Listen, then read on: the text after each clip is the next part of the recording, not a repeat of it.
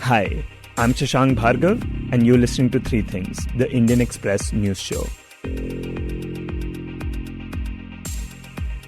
For more than a week now, the country of Afghanistan has been spiraling into chaos with the Taliban taking over. On Sunday, for the first time in 20 years, the Taliban entered the city of Kabul to take control. Since then, images and videos of hapless citizens and other nationals trying to flee the country have flooded the internet and television screens. Afghan immigrants around the world, including those in India, have been terrified. Yesterday, India evacuated its entire embassy, including the Indian ambassador from the country through a special Air Force aircraft. This flight included a total of 130 diplomats and around 20 Indians who were stranded in Afghanistan. In India, they landed in Jamnagar, in the state of Gujarat. This was the second evacuation flight after India had evacuated around 40 people, including some Indian embassy staff from Kabul on Monday. Now, among those that landed in Jamnagar was also Indian Express's associate editor Shubhajit Roy, who had been reporting from the city of Kabul for the past few days. In our previous episode that aired on Monday, we had a short conversation with him hours after the Taliban took over Kabul and while he was still there. But in this episode, we speak to him at length about his time in the Afghan capital and what he saw unfolding. Plus, we also discuss with him the statements that have been made by the US, Pakistan, China, and India about the crisis so far and how we should make sense of them. So, Shubhajit, on Tuesday, India evacuated its entire embassy and many Indians that were stranded in Afghanistan. And you were in the special Indian Air Force aircraft that was used for this purpose. Firstly, how was that flight like and how were those, being evacuated feeling? Well, sense of relief. If you watch the movie Argo, when the plane takes off and there's people cheer and hug each other, it was not that dramatic, but I think mentally people were cheering and hugging. There were some slogans shouting, but I mean, that's how people express their appreciation for the effort that the embassy had put to evacuate its own staff as well as about 2 dozen civilians. So that was the general mood, a sense of relief and escaping from this chaos, lawlessness that had gripped Afghanistan and its capital, Kabul. I mean, you talk about the movie Argo and your situation not being that dramatic, but I mean, some of the scenes that we have been seeing on social media, on the internet, of the Kabul airport, for example, people clinging off the plane as it takes off and then falling off the sky. I mean, those scenes were definitely just heartbreaking and, something people won't forget for years to come. But I mean, you were right there when all of this was happening. We spoke on last Sunday evening, hours after the Taliban had taken over Kabul. What was the situation like after that? Well, the scenes that we were seeing on social media or on television, they were happening right in front of me in the terminal building in Kabul airport. I was at the Hamid Karzai International Airport when dramatic scenes of people rushing in, trying to get onto the tarmac, trying to get onto a plane, men, women, children, families with bags. It looked like a railway station or a bus stand, and people wanted to just get out of Taliban's Afghanistan. And that desperation was just there in every person's eyes, whether it was men, women, children.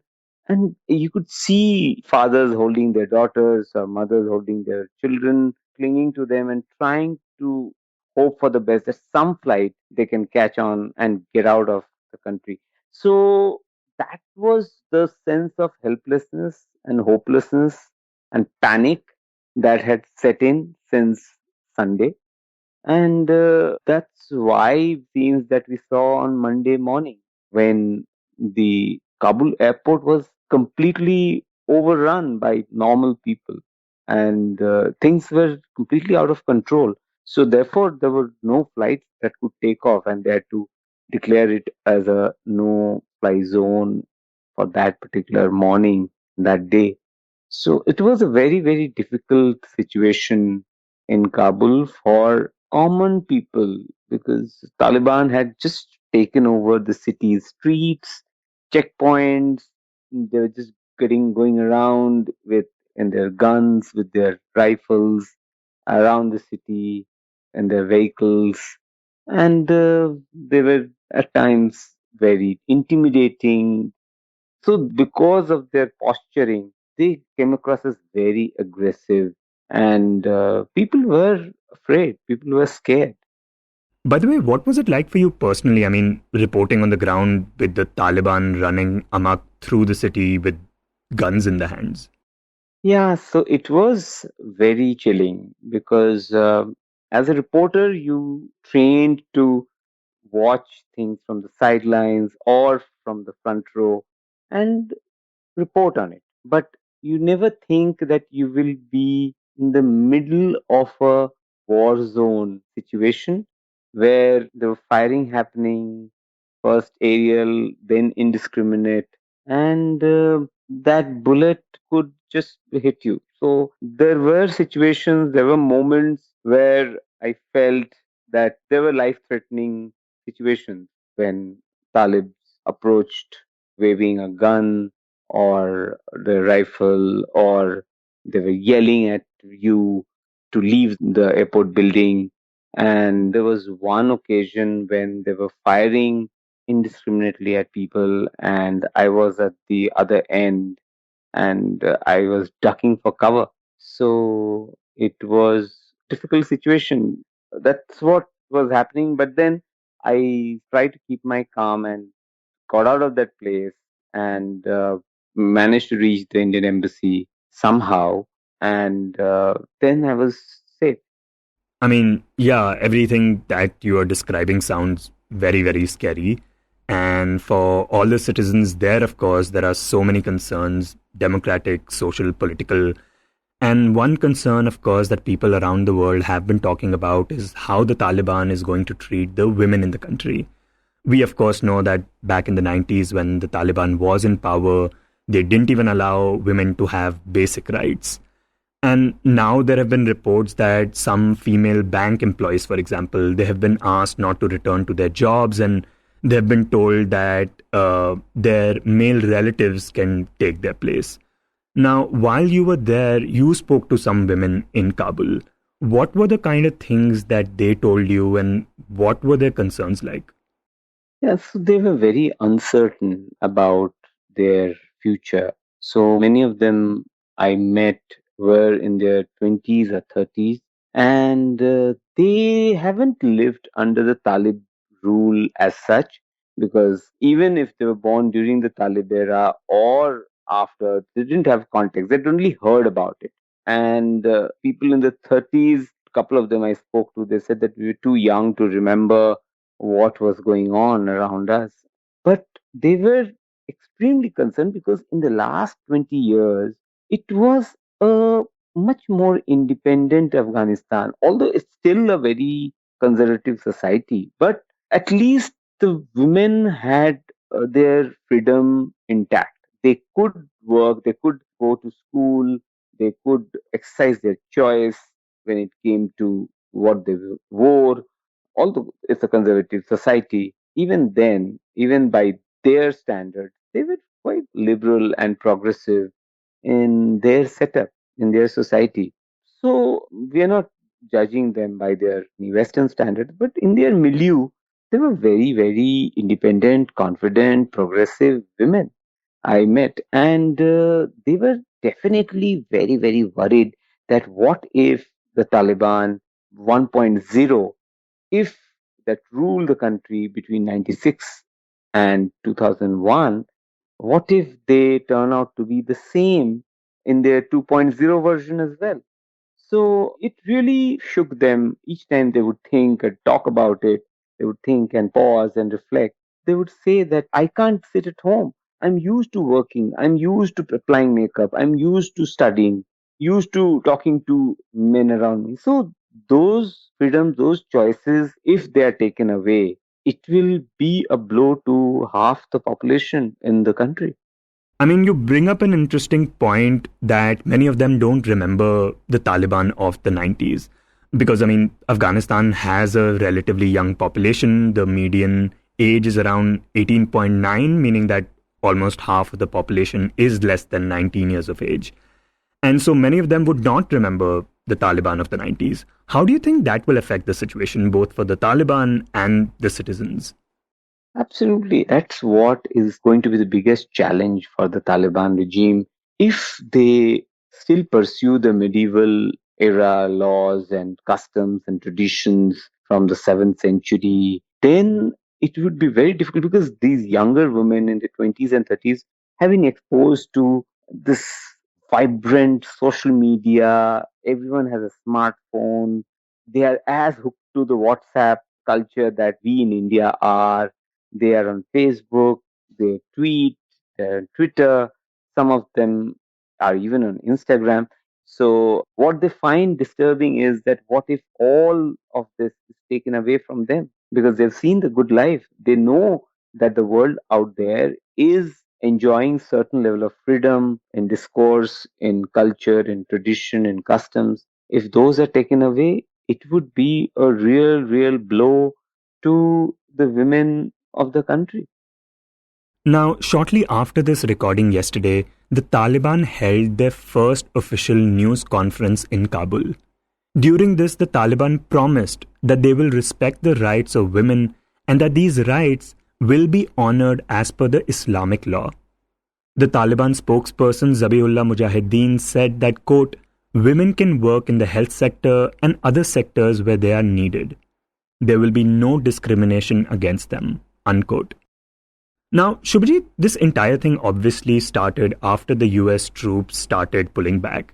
But since all of this, the US has continued to defend its decision. And Joe Biden said this in his speech on Monday.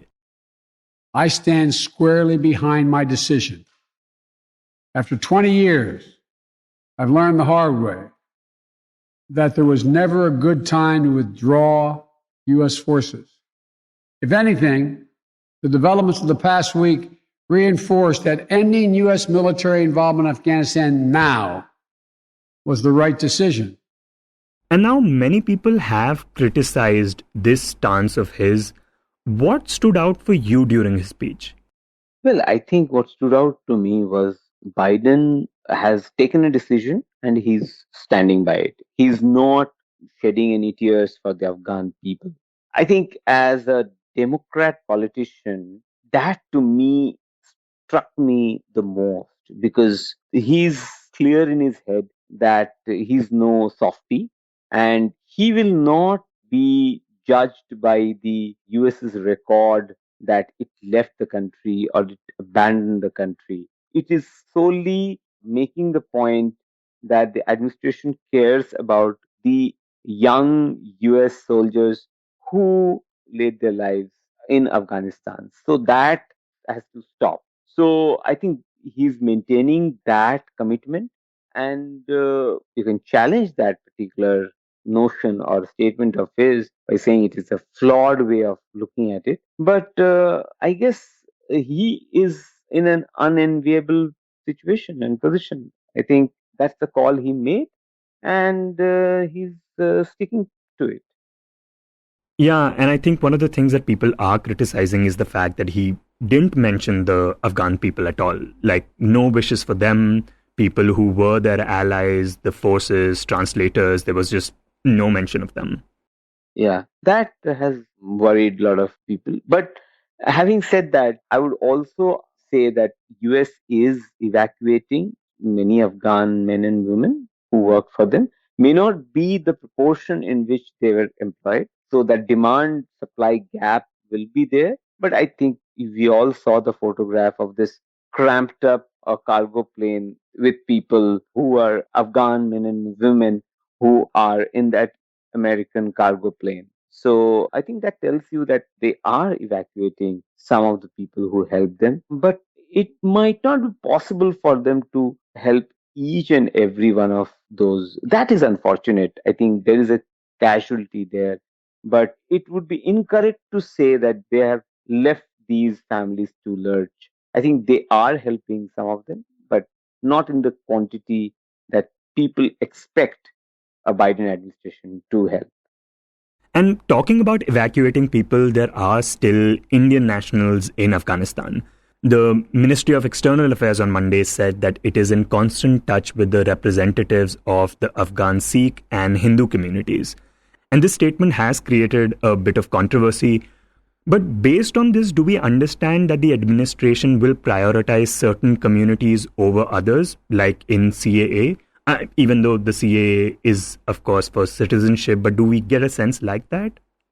Well, the perception of this government is that it will possibly look at the Hindus and Sikhs, who are the minorities in that country. The numbers are not very high, though, but obviously they can't be evacuated just now. Maybe they would need time to evacuate at least bulk of them. Also, one has to see that whether these communities want to be evacuated. We are probably presuming that each of them would like to be evacuated. In fact, this threat of Taliban taking over is the country is not new. It may have happened suddenly and rapidly, but the signs were always there. Sooner or later, the Taliban would have taken over the country the way things were shaping up, playing out in the on ground there. And many of these Hindus or Sikh communities who live there chose to live there because they have lived there for generations. They have their jobs or families or their whole support system infrastructure is there. So they didn't move despite the threat of Taliban coming to power someday. So we'll also have to see at these choices. But yes, the Indian government, I think, would be mindful of these concerns that it while it should cater to Hindus and Sikhs in that country who are minorities, who are ethnic minorities, it cannot also ignore the Muslims who are persecuted there, say the Shias or the Ahmadis or others, or even Sunni if they are outspoken critics of the Taliban. That will be really bad optics for this government. So, my sense is this government is sensitive to that criticism. So, it may think of some creative ways to address this situation. And talking about statements, one major statement also came from Pakistan. The Pakistan Prime Minister Imran Khan said that Afghanistan has broken the shackles of slavery. What significance do you think this statement has? Well, I think Pakistan sees this as a major victory from their strategic objective point of view. The Taliban have long been seen as their proxy regime, and now that a Taliban regime is in power in the country, it's a friendly regime that is in power. So we will have to see how this relationship between Pakistan state or the deep state, which is the ISI and the Taliban, play out in the coming weeks and months, even years, because this Taliban might be different and may not take all the orders what come from Rawalpindi or Islamabad. Actually, mostly from Rawalpindi, which is the military headquarters of Pakistan. So I think that relationship will also be tested and challenged by this new group, which is quite assertive, as we have seen through the negotiations in Doha process. So Pakistan's relationship with Taliban is going to be one of the key factors on how Afghanistan manages its state of affairs.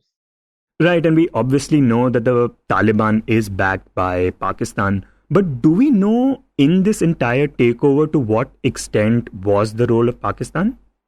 Well, there are clear evidence of Pakistan fighters fighting alongside the Taliban. There are reports of ID cards found on these Taliban fighters of Pakistani nationals, and even how they have been provided with logistics and support from arms and ammunition to vehicles to the whole control and command structure that right now looks like a very well oiled machinery from the outside that Taliban has managed to achieve its strategic goals without shedding much blood. So I guess there is a certain element of help, advice, contribution, and participation by Islamabad and by Rawalpindi in what has happened in Afghanistan. Okay, and now from one rival to the other, during this time, China has made statements regarding the situation. First, it said that it hopes that the Taliban would form an open and inclusive government, and later it warned the Taliban against the country becoming a haven for terrorists. So, how do we read these statements, and what stake does China see for itself now?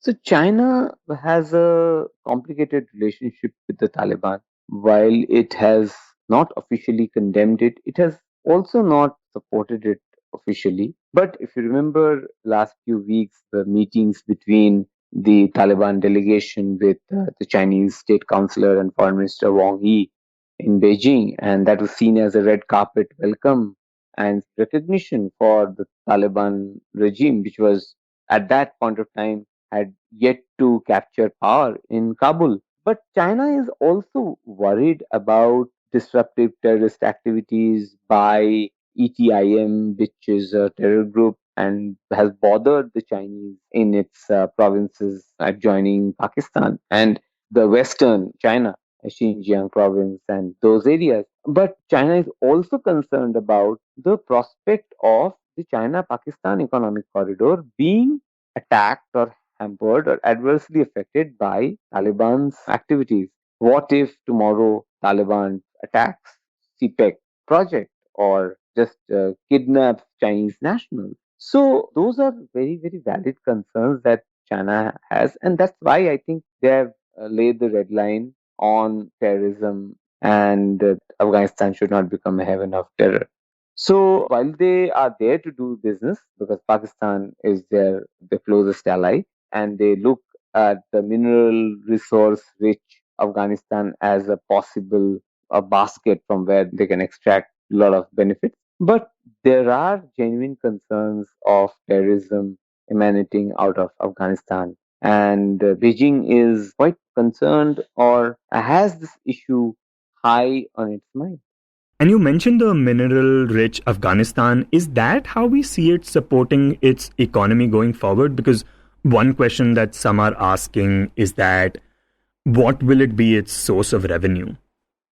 Well, first things first, Shashank, the Taliban regime has to come up with its structures or let the existing structures function efficiently. For example, they have asked government employees to report back to work and not abstain because people have stopped going to work. So, if they have to run a country, if they have to govern a country, I mean, capturing a power is fine, but governing a country in a poor country like Afghanistan, which really fares poorly on major human development and social indicators, is a big challenge for the rulers. So I think the Taliban will realize or already realizes that if it needs to bring together Afghanistan and it wants to rule Afghanistan effectively, it has to make structures work, make its economy work, whether it's minerals or its strategic position between Central Asia and South Asia, how it leverages that particular position, we need to see. And many have pointed out to the opium trade that the Taliban had promoted when they were in power. Now we'll have to see. It's a new game, it's a new world. How Taliban adapts to the 21st century economy, because mind you, last time they ruled the world it was in the previous century. So things have changed, power centers have changed, players in the geo-economic and geopolitical sector have changed, geo-economic rivalries have shifted, so a lot of sand has shifted, so a lot of attitudes have shifted, because ultimately you need jobs, you need to feed your people, otherwise it will remain a lawless country. So that will be a major challenge on how to get its economy going, how to govern the country as such. That will be a major challenge for the new rulers, which is the Taliban. And Shubhajit, with the Taliban taking over Afghanistan like this, and with fears that they might impose these archaic laws and principles on its citizens, some are wondering whether this is the biggest blow to this idea of a Western civilization, at least in the recent times. But how do you think we should see it? Well, to answer your question, I mean, it's a complex theory to test. We'll have to test this hypothesis. What you're saying may be true. I mean, but we are, I think, judging it from the lens of the US and the West abandoning Afghanistan, while we are forgetting how much money and how much resources and how much blood US and the West actually shed in Afghanistan in the last 20 years. No other country, India included, has spent as much money as these players have. It's not a small sum. It's billions of dollars have been spent. Whether they have been used well or not, that's a different question. Corruption has been one of the biggest issues, contributing factors for Taliban's rise. There's been complete erosion of governance in the countryside in Afghanistan. Provinces have no electricity or lack of clean drinking water or better health infrastructure or education institutions. So, last 20 years, this democracy experiment and development models have not really seen the fruits. People have not been able to enjoy the fruits. So there has been erosion of the government, and therefore Taliban has really encashed in on this discontentment amongst people against the regime, whether it was under Hamid Karzai, who was president there, or the president who left and fled the country, Ashraf Ghani. There's been a real erosion of governance and rise of discontentment, which Taliban has really used to gain power and gain legitimacy, especially in the countryside. Yeah, and this is what many activists on the ground are now saying as well. Like when people are questioning how could this have happened so quickly, they're saying it is because of, this corruption. But finally, Shubhajit, what do we know about what happens next? It's been a little more than 2 days since the takeover happened. What have we heard from the Taliban about this? So we have to see that they have to come up with hierarchy structure, who becomes the president, who becomes the vice president or the foreign ministers, characters, players. There'll be new actors on the ground. And from that, we'll be able to get a sense how they are going to sell themselves to the world to gain legitimacy. Because technically, they have not grabbed power by force. They have used threat of force, but in Kabul at least, they did not have to apply force. And we saw province after province, capital after capital falling because the Afghan National Army just surrendered and collapsed in front of the Taliban. And that was also partly because of the corruption that we're talking about in the Afghan National Army and the security forces, which actually had completely demotivated, demoralized the troops on the ground. So I think to answer your question, we'll have to wait and see and watch who are the new players in Afghanistan's polity. And that will give us a sense in what direction do they want to project, whether they come up with some modern cleric as their foreign minister or an education minister, or if they appoint a woman in their cabinet, or if Abdullah and Hamid Karzai are part of the cabinet. All these things we'll have to see and observe and then make an assessment about the Afghanistan under the new Taliban. If you're interested to know more about the Afghan crisis and how it will impact geopolitical relations, including those between India and Pakistan, you can listen to the Sandeep Roy show this Sunday, where Sandeep will be in conversation with C. Raja Mohan, who is the director of the Institute of South Asian Studies at the National University of Singapore, and who is also a contributing editor on foreign affairs for the Indian Express. You can find the Sandeep Roy Show wherever you listen to podcasts and theindianexpress.com. You were listening to Three Things by the Indian Express, Today's show was written and produced by me, Shashank Bhargav, and was edited and mixed by Suresh Pawar. If you like the show, then do subscribe to us wherever you get your podcasts. You can also recommend the show to someone you think will like it, share it with a friend or someone in your family. It's the best way for people to get to know about us. You can tweet us at Express Podcasts and write to us at podcasts@indianexpress.com.